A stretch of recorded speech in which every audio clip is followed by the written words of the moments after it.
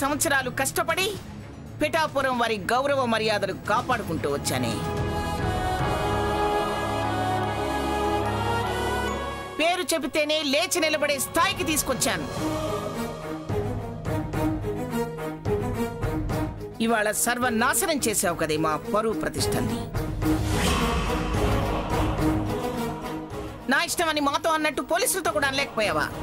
ఏం పోయే కాలం వచ్చింది నీకు? ఇలా తయారైపోయావు. నేనేం చేయలేదు. ఏం చేయలేదంటావేంటి? ఏం చేయలేదు, తాగి డ్రైవింగ్ చేస్తూ పట్టుపడ్డావుగా. తనది తప్పనుకోవటం లేదేమో. అయినా ఈ తాగటాలేమిటమ్మా? మీరెవరూ తాగనట్టు నేనే ఏదో కొత్తగా తప్పు చేసినట్టు అంటారే.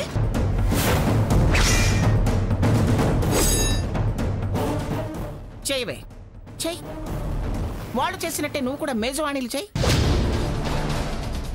సిగ్గు లేకుండా వాళ్ళతో పోల్చుకుంటున్నావా? ఈ ఇంటి ఆడవాళ్ళు తాగటం ఎక్కడైనా ఉందా? కావాలని పెద్దది చేయకండి. నేనేం తాగలేదు. పిచ్చి పిచ్చిగా మాట్లాడితే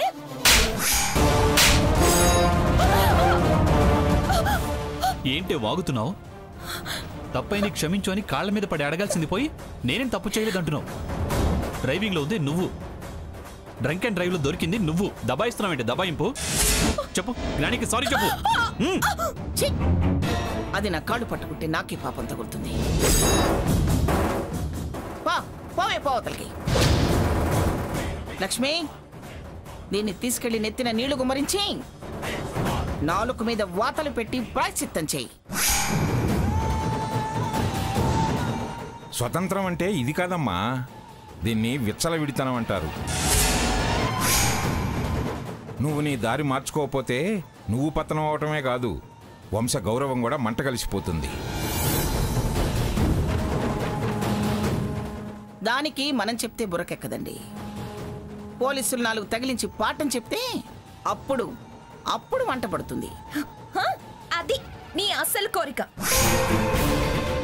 మళ్ళీ మాట్లాడతావు. రై, నువ్వు ఆగరా. ఎందుకు ఆపుతారండి? నాలుగు తగిలిస్తే గాని మత్తొదలదు. చూడు స్వర్ణ, వీడు రాకపోతే, నిన్ను విడిపించుకొని రాకపోతే రేపు జనమందరూ నిన్ను చీ అనేవాళ్ళు. పేపర్లలో, టీవీల్లో, గోడల మీద నీ బొమ్మ కనపడేది. అంతేం ఉండదు. ఎంతో మంది. ఆపవా? నీ నోరు మూతపడదా? నీకు లేకపోవచ్చు, కానీ మాకు పరువు అనేది కాస్తుంది. అసలు నేను స్టేషన్కి వచ్చేవాడిని కాదు. గ్రాని చెప్పింది కాబట్టి వచ్చాను. ఏమిటే ఏదో చాలా మంది అంటున్నావు? చాలా మందిలో మాకున్న గౌరవం నీకేం తెలిసే పెచ్చముఖందానా? అన్ని అమర్చిన తర్వాత తాలింపులో కరివేపాకులా మొత్తం నా వల్లే అంటున్నావు. తేనె కుండలో నీటి చుక్కలా చేరి తేనెను పాడు చేస్తూ ఉంటే చూస్తూ ఊరుకోరు. మళ్ళీ ఆ మంద సావాసానికి వెళితే కాళ్ళు విరిచి మూల కూర్చోబెడతాను. నువ్వు రామచంద్రయ్య కూతురు అనుకున్నాను గాని నీ రాధాకృష్ణ బుద్ధులో నా దగ్గర సాగవే. అసలు నిన్ను మొదట ఆ పార్లర్ దాని దగ్గరికి పంపించడమే మేం చేసిన తప్పు. ఏదోలే ఈ కాలం పిల్ల అనుకుంటే నీ పిల్లతనం చేష్టలు అధికం చేస్తున్నావు. పైకి మాత్రమే మారిపోయావనుకున్నాను, లోపల కూడా మారిపోయావు. ఈ కుటుంబానికి తలవంపులు తెచ్చే పని చేస్తే సహించేది లేదు. సాకేత్, దీన్ని హద్దుల్లో పెట్టు. గడప దాటద్దని చెప్పు. చెడ్డ పేరు తెచ్చే పనులు చేస్తే చేతికి మూతికి వాతలు పెడతానని చెప్పు. అరే, ఓ మోడు లేదు, పిల్లాడు లేదు, సంసారం లేదు, తిరుగుళ్ళు మొదలు పెట్టింది. తిరుగుళ్ళు. అసలు నీకెవరన్నా లెక్క లేకుండా పోయింది. ఫ్యాషన్ కూడా ఓ లిమిట్ ఉంటుందమ్మా, సరదాకు కూడా ఓ హద్దుంటుంది. అల్లాటప్ప కుటుంబం అనుకుంటున్నావా? నువ్వు తప్పు చేస్తే మా పరువే కాదు, నిన్ను కన్నవాళ్ల పరువు కూడా పోతుంది. కాస్త ఆలోచించి ప్రవర్తించడం నేర్చుకో. దీని సంగతి నాకు వదిలేయండి. తింగరి వేషాలు వేస్తే తాట తీస్తాను. పద.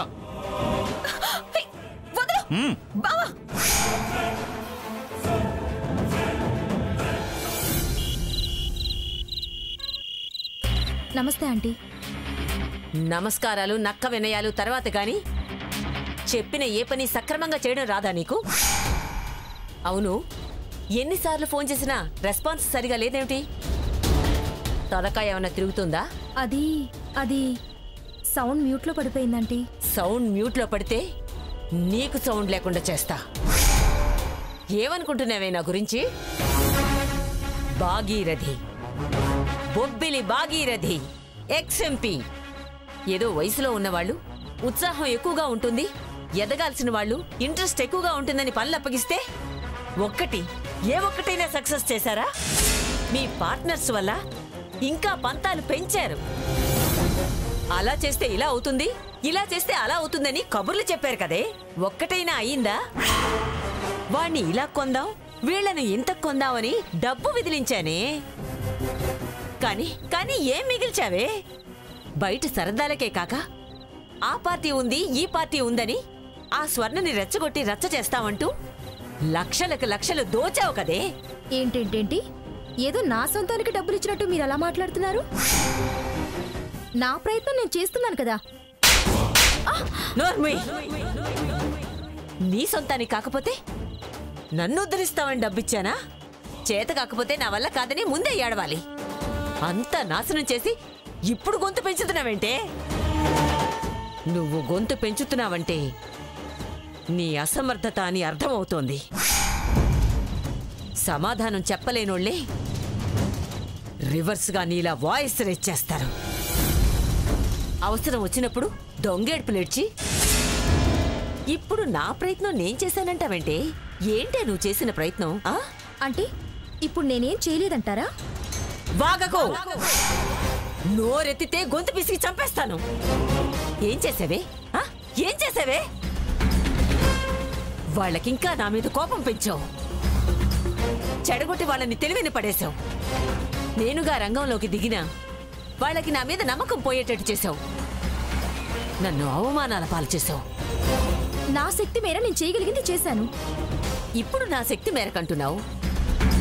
ఇంతకు ముందు నా శక్తి అంతా ఇంత అని డబ్బా కొట్టుకున్నావుగా. ఈ మాట ముందే చెప్పుంటే నా రూట్లో నేనే వెళ్లేదాన్ని కదే. పోనీ మీరు ఇప్పుడు వెళ్ళండి, పళ్ళు రాలుతాయి. నీ బోడి సలహా నాకేం అవసరం లేదు. అయినా సౌండ్ పెంచుతున్నావు అంటే నన్ను బ్లాక్మెయిల్ చేద్దామన్న ఆలోచన ఏమైనా వచ్చినా తుడిచేసుకో. అది పెరిగితే నీకు బతుకు లేకుండా చేస్తా, తల గిల్లేస్తా. నాకేం అలాంటి ఆలోచనలు లేవు. మీ పవర్ ఏంటో నాకు తెలుసు. ఇక నుంచి మీ పని పూర్తయ్యేదాకా మిమ్మల్ని డబ్బు అడగను, సరేనా? వాళ్ళ ప్రయత్నాలు చెడగొట్టాకే మళ్ళీ నేను మీతో చేతులు కలుపుతాను. ఏడ్చావులే, నీ బతుకి ప్రతిజ్ఞలు కూడానా? చూడు, నువ్వేం చేస్తావో నాకు తెలీదు. ఆ మందుని సీత బయటికి తేవద్దు, సరేనా? సరే ఆంటీ, వెళ్ళు.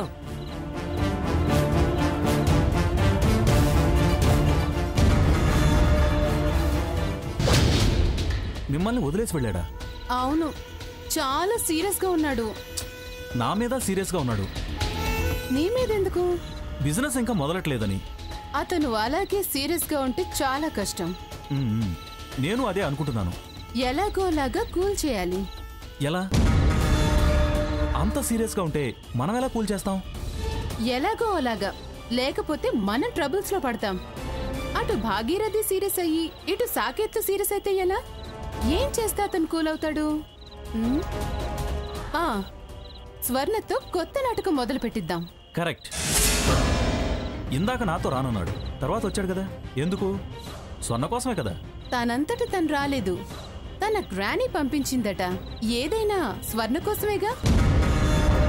నువ్వన్నట్టు స్వర్ణతోనే అతన్ని మార్చాలి. సరే, ముందు స్వర్ణతోనే ఏ నాటకం ఆడించాలో ఆలోచిద్దాం.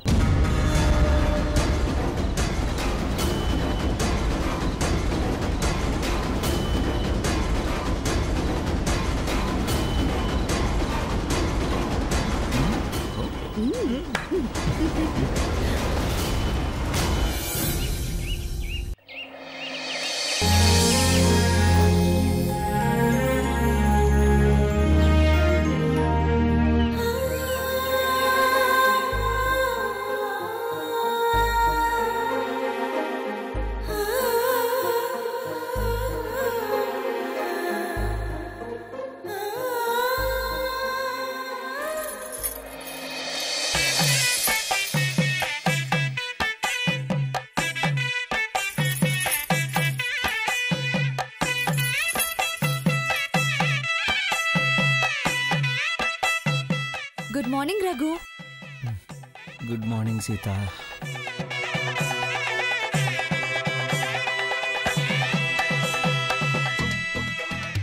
ఒక్క నిమిషం సీత.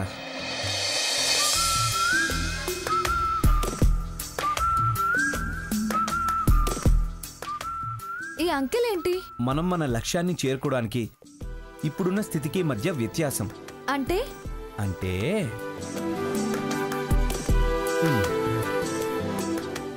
మనకు జస్ట్ 6 days టు గో. 6 రోజులు మాత్రమే అవకాశం ఉంది. రోజులు చూసి భయపడితే ఎలా రఘు? 6 రోజులంటే 6 × 24 144 గంటలు, 8640 నిమిషాలు, 5,18,400 సెకండ్లు. ఇందులో ఏ క్షణం మనదైనా మనకి చాలు.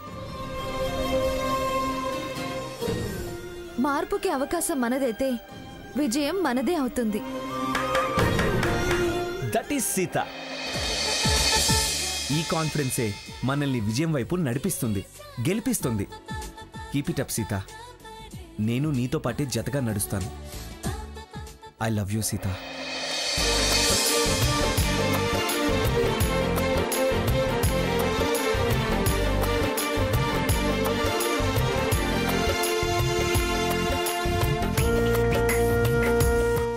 Wow, super Sita. I love you.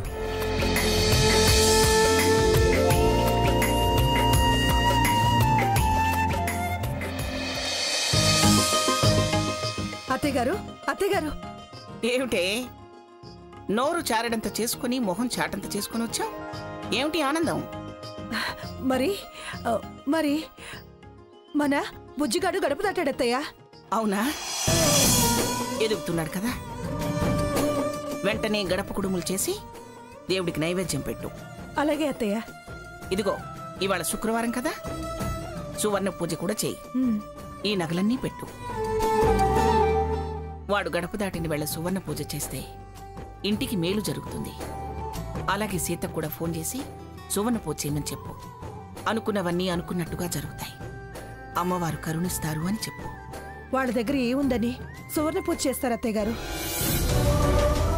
నలుసు బంగారం కూడా లేదు.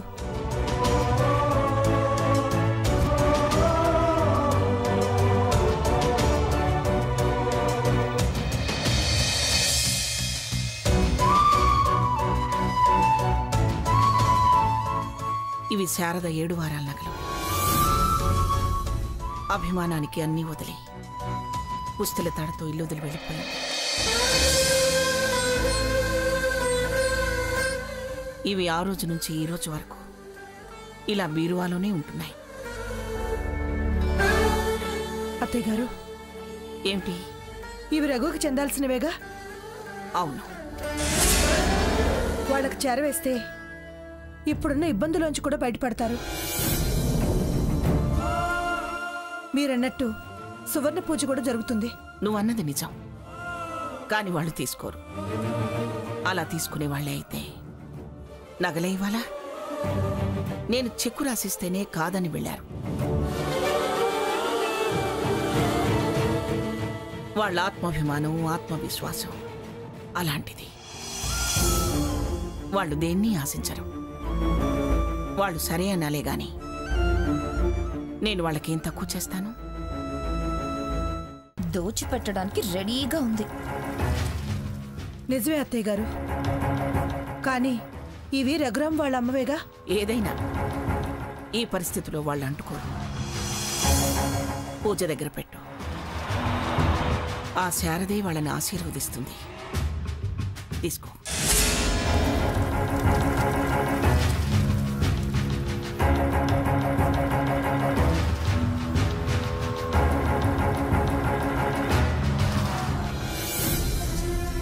బాగా చేశారమ్మా, వెళ్ళొస్తాను.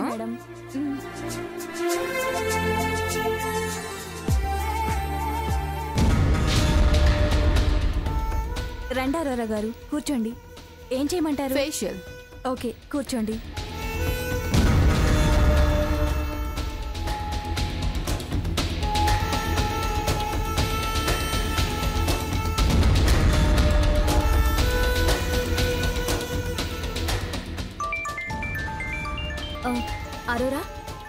ఒక్క నిమిషం, నేను ఇప్పుడే ఫోన్ మాట్లాడుస్తాను.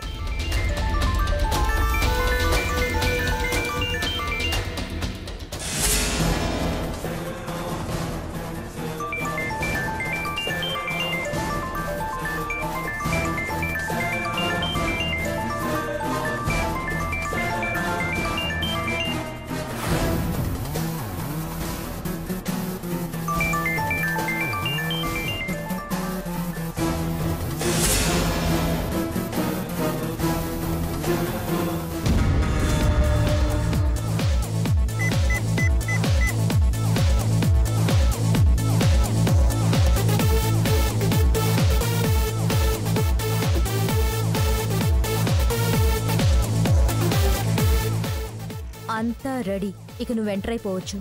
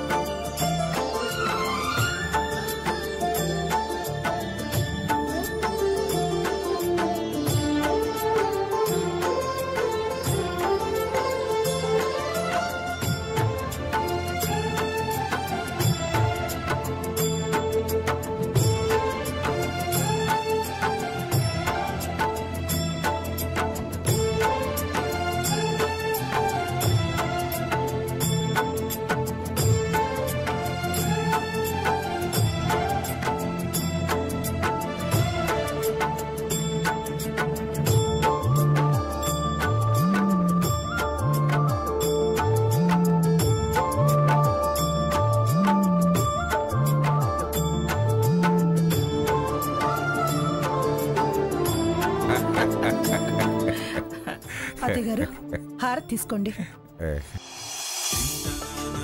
మావయ్య,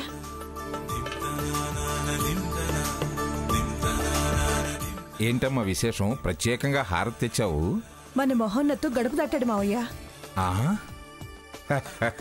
పర్వాలేదు, మన లక్షణాలు వచ్చేసాయి. మీ లక్షణాలేమిటి? ఎదిగే పిల్లలు ఎవరైనా గడప దాటుతారు. అదేదో మీరు మాత్రమే చేసినట్టు అలా అంటారు. అమ్మా లక్ష్మి, నువ్వు వెళ్ళమ్మా. మంగా, ఇవాళ గడప దాటాడు అంటే రేపు గోడలు దూకుతాడు అని అర్థం. చాలే ఊరుకోండి. ఇలాంటి పిచ్చి సలహాలు వాడి చెవుని వేస్తే మీ కాళ్ళు విరచాల్సి వస్తుంది. రాక మీ లక్షణాలే రావాలా? స్వర్ణ, హారతి తీసుకో.